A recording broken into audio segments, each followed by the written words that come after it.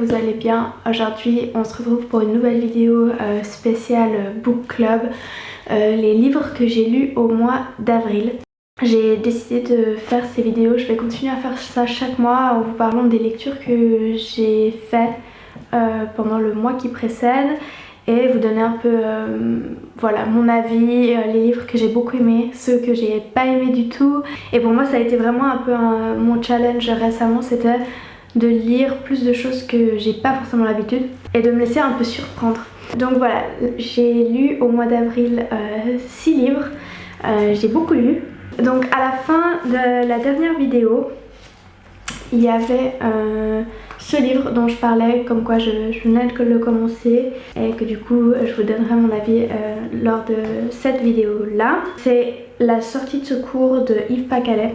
D'ailleurs si vous n'avez pas regardé la première vidéo que j'ai fait concernant les livres que j'ai lus depuis le début de l'année, alors j'ai pas parlé de absolument tous les livres mais certains que j'ai beaucoup aimé en fait depuis l'année 2020.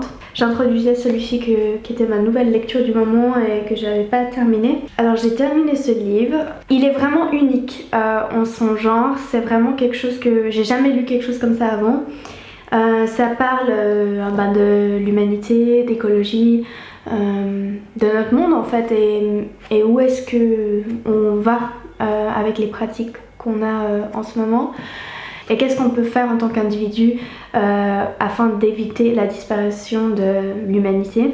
Moi dans ce livre j'imaginais beaucoup plus qu'il y aurait des solutions, beaucoup plus de solutions et d'incitation à pousser les gens envers certaines solutions afin d'éviter ou de retarder le réchauffement climatique. Et pour être honnête, il y a juste eu un passage relativement au début du livre où vraiment ça va dans des choses concrètes qu'on peut faire dans notre mode de vie de tous les jours. Après ça restait des choses très basiques comme voilà, manger moins de viande, d'acheter des produits locaux, d'utiliser les transports publics, enfin c'était vraiment des choses en soi basiques, enfin il n'y a rien de nouveau que je me suis dit oh mais ça c'est une trop bonne idée, enfin oh j'en ai jamais entendu parler, ça pourrait changer le monde.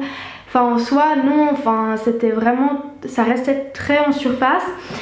Ce qui allait plus en profondeur c'était vraiment, en fait ce qui est prôné dans le livre c'est qu'il faut plus qu'il y ait une prise de conscience et un changement du mode de vie des gens, mais plus de la manière dont ils perçoivent la vie et leurs besoins. Et vraiment de vivre avec moins tout simplement. Et ce que je trouve qui est très bien, parce que c'est vrai que quand on parle d'écologie des fois on va vous dire ah mais il faut acheter ci, puis il faut acheter ça, puis il faut acheter ci pour être écolo machin, et au final genre on continue à consommer tout autant, alors que là vraiment ça parle du fait qu'il faut juste qu'on réduise notre consommation et qu'on apprenne à vivre plus simplement. Après la manière dont il est discuter le livre, ça paraît un peu vraiment comme un journal intime. Enfin le gars qui a écrit ce livre il a 60 ans je crois au moment où il écrit le livre et ouais on dirait vraiment que genre il a pris son journal, il a commencé à écrire alors qu'il était un peu fâché contre l'humanité et que voilà, ça va pas dans la douceur.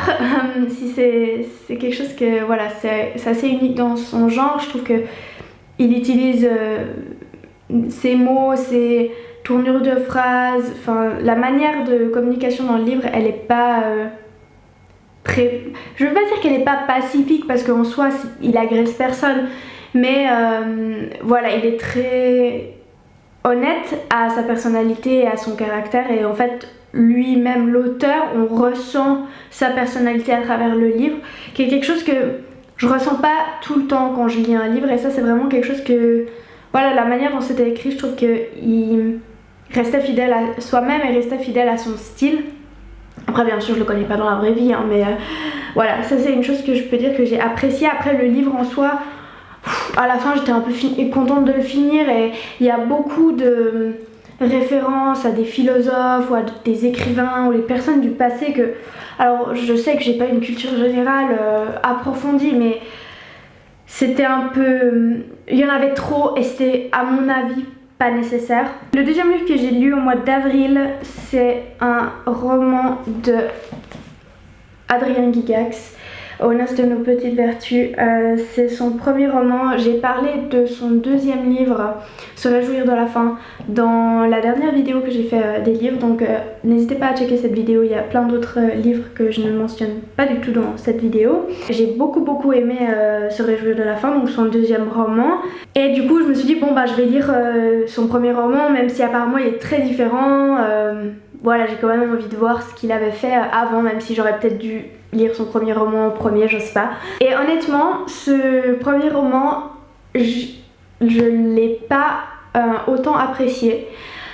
J'ai beaucoup préféré son deuxième roman. Celui-ci, enfin ça parle, je vais expliquer un peu de l'histoire parce que sinon ça n'a pas de sens, mais en gros c'est trois amis qui se rendent à un mariage en Macédoine, et dans ce voyage se forme un triangle amoureux avec deux des amis plus une fille qu'ils rencontrent au mariage, et c'est un peu leurs aventures, etc. Mais enfin moi j'ai trouvé, il y avait des choses qui me manquaient dans ce livre. Déjà au début je trouvais que ça se passait très vite au tout début du livre. J'ai l'impression qu'il y avait beaucoup de choses qui arrivaient.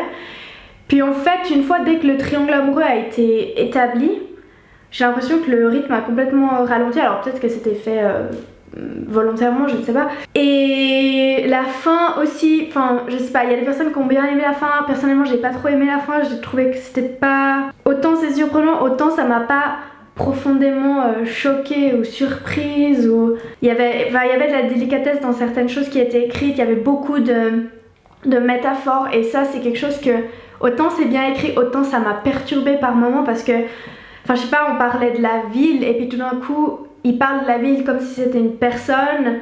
Enfin il personnifie en fait plein d'éléments de l'histoire qui ne sont pas des personnes, et du coup si on n'est pas vraiment concentré dans l'histoire, tout d'un coup on sait plus du tout de qui il parle. Et je préfère des fois honnêtement les choses qui sont un peu plus droit au but, enfin claires.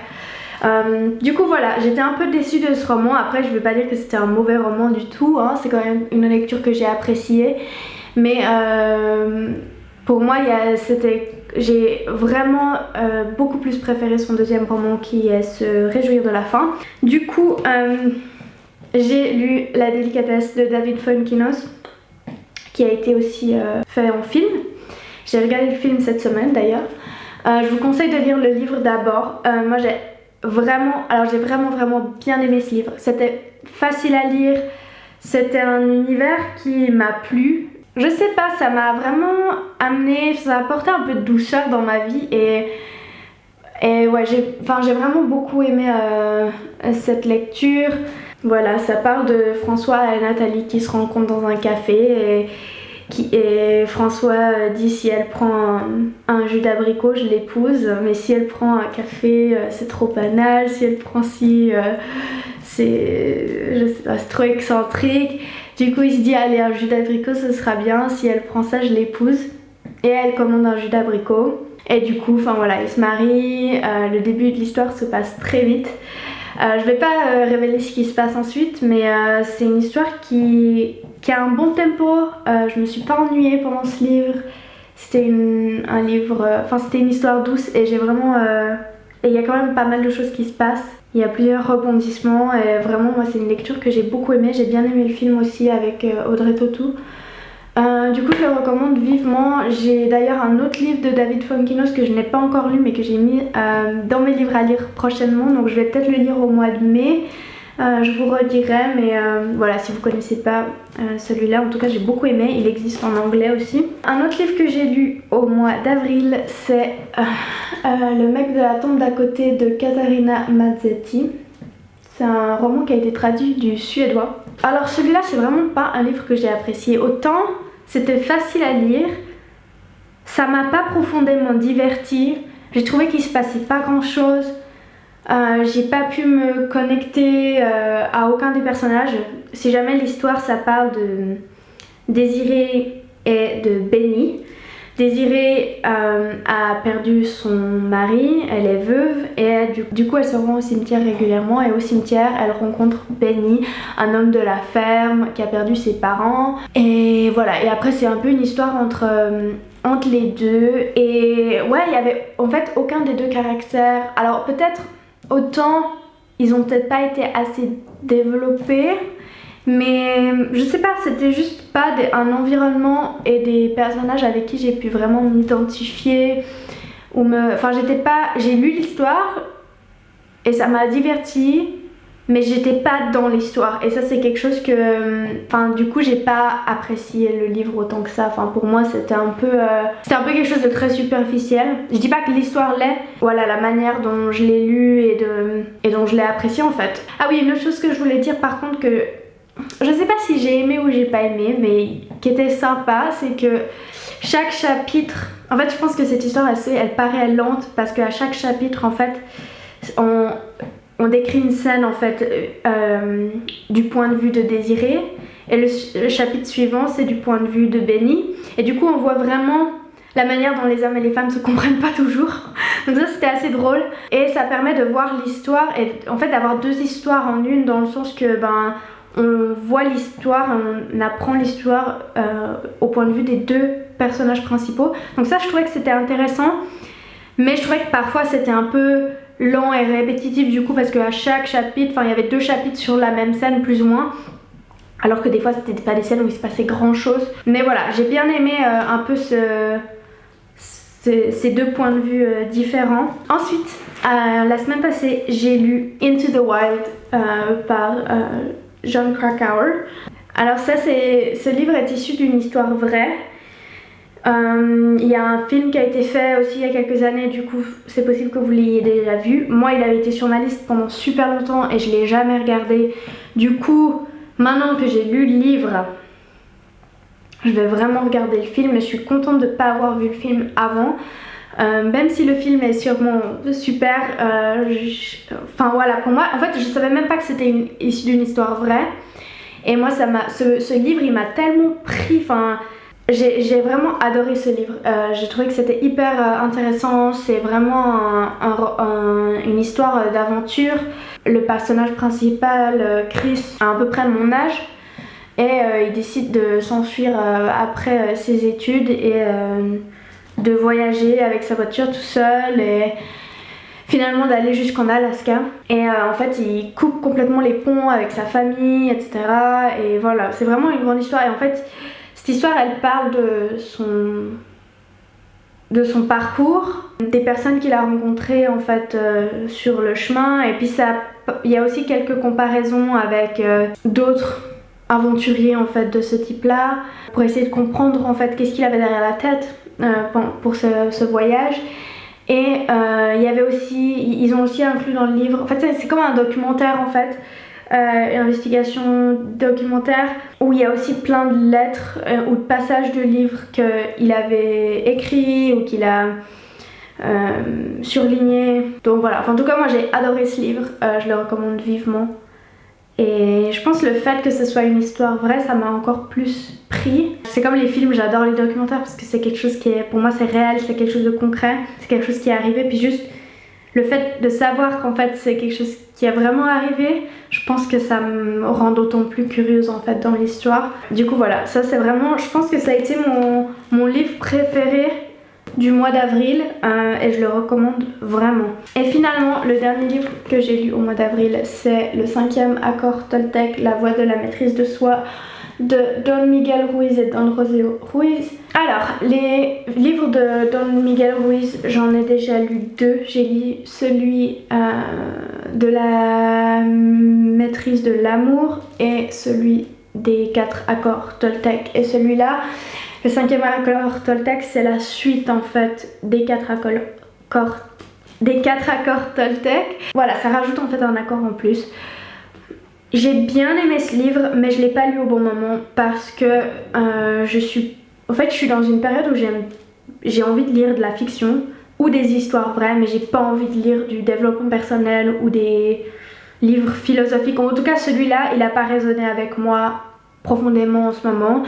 Pas autant que les 2 autres livres que j'avais lus du même auteur il y a quelques temps, que j'avais lu à d'autres moments et où vraiment j'avais absolument adoré. Aussi une autre chose que j'ai pas trop aimé dans ce livre, c'est que il y a 2 parties et la première partie c'est une répétition et un résumé en fait des 4 accords Toltec, mais c'est pas genre un résumé parce que la première partie dure quand même une centaine de pages, donc soit la moitié de ce livre.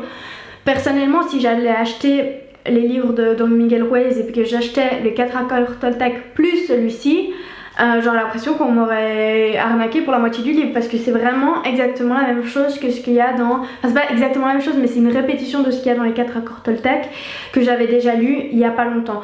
Si vous avez lu les 4 accords Toltec il y a un long moment, je pense que c'est bien de les revoir rapidement dans ce livre, ou d'y aller plus en profondeur avant d'aller dans le 5e accord Toltec. Mais voilà, personnellement moi c'était pas... C'est facile à lire, c'est vite lu, c'est des livres qui sont géniaux. Enfin, franchement je les adore. Mais celui-ci c'est la première fois que j'étais un peu déçue, ou que j'ai pas autant réussi à apprécier une lecture de cet auteur-là. Il y a aussi le fait que je l'ai lu en français cette fois-ci, alors que les 2 autres livres je les avais lus en anglais. Peut-être que c'est aussi un sujet ou quelque chose que j'arrive mieux à m'immerser en fait en anglais qu'en français. Du coup voilà, la première partie je l'ai vraiment, je l'ai lu mais je l'ai survolé on va dire. Je dois dire aussi quand même que c'est une lecture qui est simple, il n'y a pas de mots compliqués, c'est quelque chose de philosophique mais c'est pas compliqué. Moi je les avais lus en anglais, j'avais pas eu de problème de les lire en anglais. La seule chose que je trouvais un peu pénible parfois, c'est qu'il y a beaucoup de répétitions, et autant ça m'avait pas du tout dérangé dans les premiers livres que j'ai lus, autant dans celui-ci ça m'a un peu dérangé. Alors peut-être que le fait que c'était en français, j'ai compris plus rapidement quel était son argument à chaque fois qu'il présentait en fait quelque chose de nouveau, et du coup j'avais l'impression que c'était un peu lent quoi, ça répétait plusieurs fois la même chose pour expliquer en fait un concept ou une théorie, j'en sais rien. Et ouais, moi je pouvais lire la première page et la première ligne et la dernière phrase du paragraphe, et j'avais compris la même chose en fait. Et je trouve que ça c'est un peu pénible, je trouve. En tout cas en ce moment j'aime mieux les choses qui avancent un peu plus vite et qui sont directes au point. Mais une chose que je dois dire, c'est que je pense, après je sais pas, mais j'imagine que c'est aussi une manière de réaffirmer comme les affirmations en fait, quand on se répète quelque chose plusieurs fois, ça va aussi rentrer et être intégré en fait par notre cerveau et par nous simplement, plus que si on l'entend juste une fois. Du coup je pense que c'est peut-être aussi volontaire qu'il y ait des choses qui soient un peu répétées. C'est pas non plus super répété, mais des fois il y a des petites nuances et voilà, on comprend plus ou moins vite la chose.